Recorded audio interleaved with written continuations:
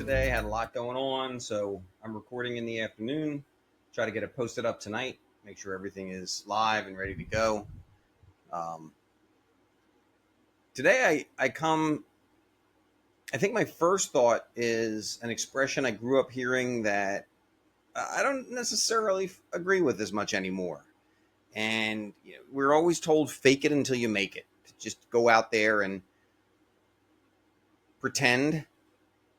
But I think the problem with that is in the concept of fake it until you make it, you're sending a message to your head that you're not ready, that you're not skilled, that you're not there, that it's not your time. And instead, I came across an expression, and I've shared it with a few people I've been helping along the way. This comes from Dr. Joe Dispenza, and it's just a simple 3 words. And I really think this works perfectly. Rather than fake it until you make it, the idea is believe, behave, become. And I like that more so because of the middle component, the become. So if we break that down, or the middle component, the behave, sorry about that. If we break that down, what it comes down to is the first step is to believe. So instead of faking something, believe in yourself.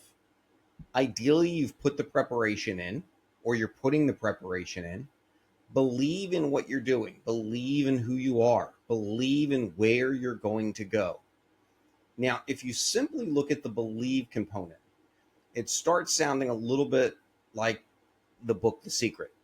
And I know there's a lot of people who really love that book and love the idea of a manifestation and creating a vision board of where you want to be.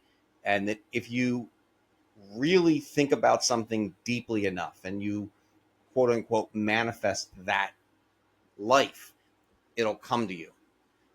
And the reason I like this expression better is believe leads to the next step, which is behave. And there, it's not enough to just believe. You have to shape your behavior to be the person you believe yourself to be. You have to put the work in. You have to change your behaviors, change your habits, and become that person you want to be.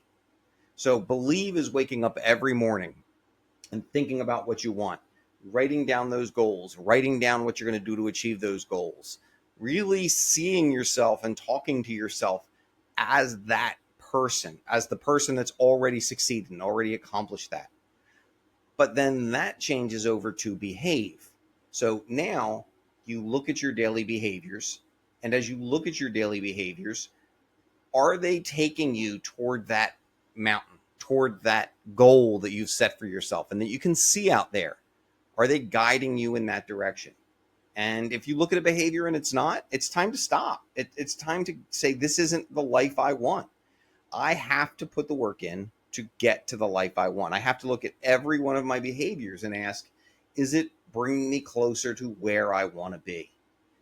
And this is where I really think it pays off to, when you look at who you want to become, and I'll get there in a moment. Who do you want to become in 1 year? Who do you want to become in 3 years? Who do you want to become in 5 years? Map that plan out, because your behaviors are going to be a slower process. Sometimes it takes, what can I accomplish in a year? And then once I'm in that year, what can I accomplish in 3 years? And then ultimately, what can I accomplish in 5 years? To just keep building that up. And it's important to take a look at that, to really reflect. And that's a key word in anything you do in life, your reflection.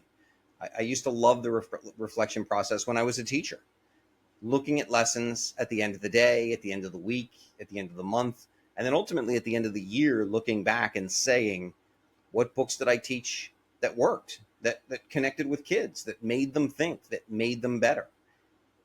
What did I do that didn't work, that students didn't react to it, they didn't like it? And that doesn't mean that after 1 year or after one accomplishment or after one attempt that you forsake something and give it up. But you might want to look at what was causing it not to be successful. So do I need to change a little thing? Do I need to change the way I address it? Or is it really leading me nowhere and I need to give it up? So that time to reflect in your life is an incredibly important quality. And finally, we have become. Once you have that strong belief and your behavior has matched that belief, it's in line with that belief in doing what you want, you then become the person that you want to be. And maybe that becoming is in your mental health. Maybe that becoming is in your spiritual health. Maybe that becoming is in your physical health. And ideally, it's all three. It's a combination of mental, spiritual, and physical. But it's important to look at those and accept yourself and really direct yourself to become the person you believe yourself to be. And we need to look at that because so often we spend so much of our time on a treadmill, just going through motions and not really being necessarily who we want to be. I was impressed by this when I listened to Jay Shetty. Jay Shetty, the coaching program that I went through, some of his talks. And one of the things that he said was when he left the monastery and he knew that he wanted to present his message out to people. And he signed up to do speaking engagements, and he was speaking at universities, and he was speaking anywhere he had a chance to get on the stage. He said for the first year or so, he would speak to 2 people, to 3 people. But he knew and he always believed that his message was going to resonate and it was going to get out there and people were going to receive it. And eventually, the crowd started to grow. People started to listen, and he moved it from just a speaking hall to putting it online and making that message loud and clear and confident. And in some ways, I think that's what I'm doing here. Right now, obviously, my listenership isn't where I hope it will be in a year or in 3 years, but it's believing that what I'm saying is valuable.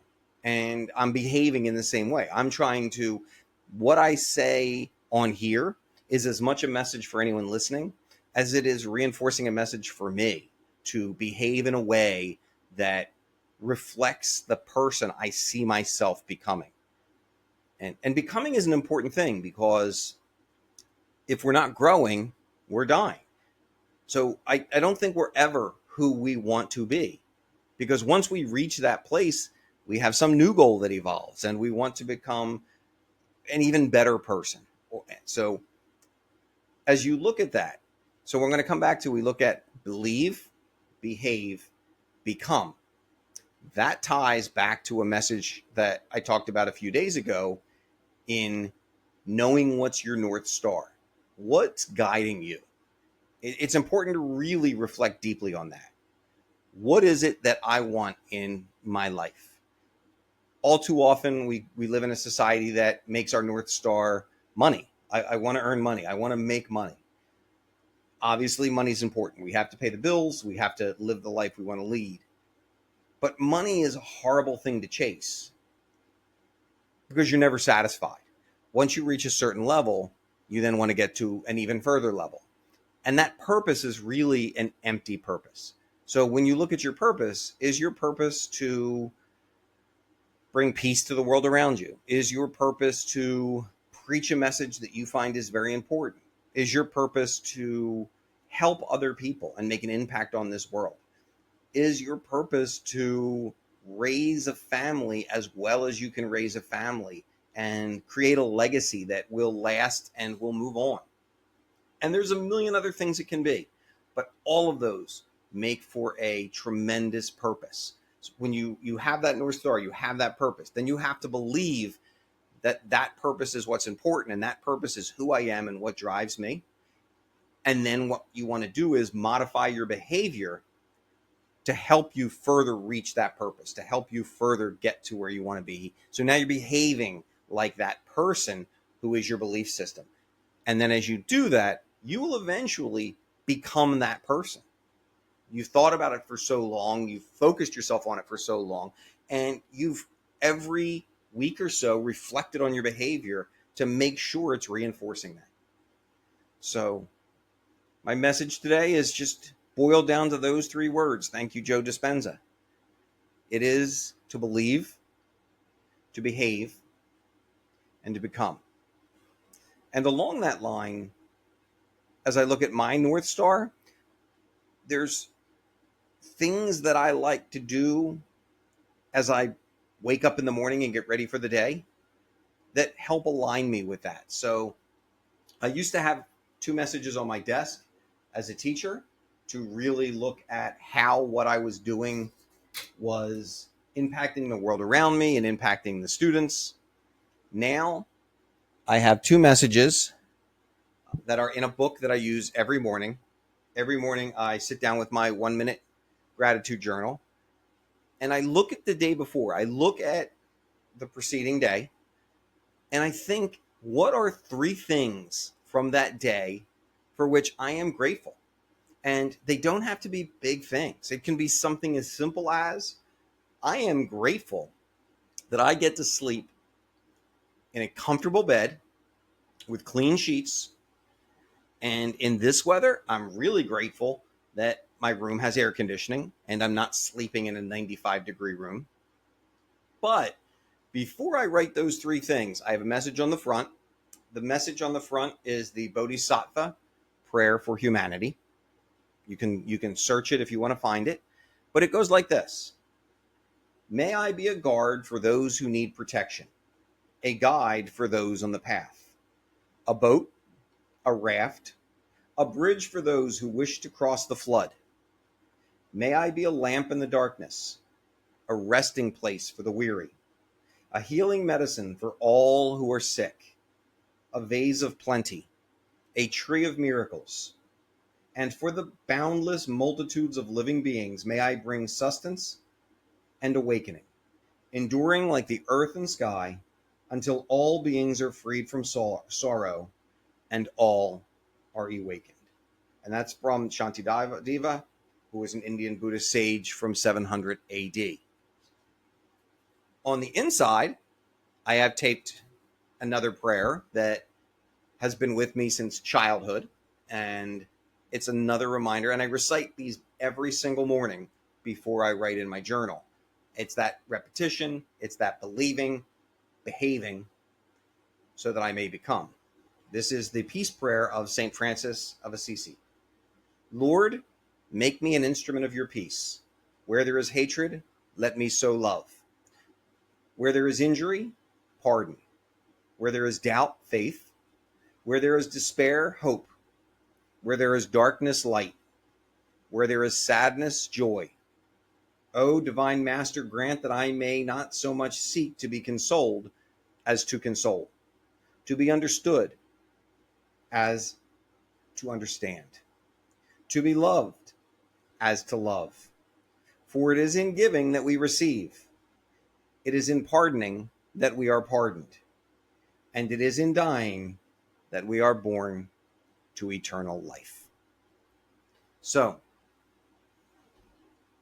possibly you want to think about your gratitudes, the things you're grateful for.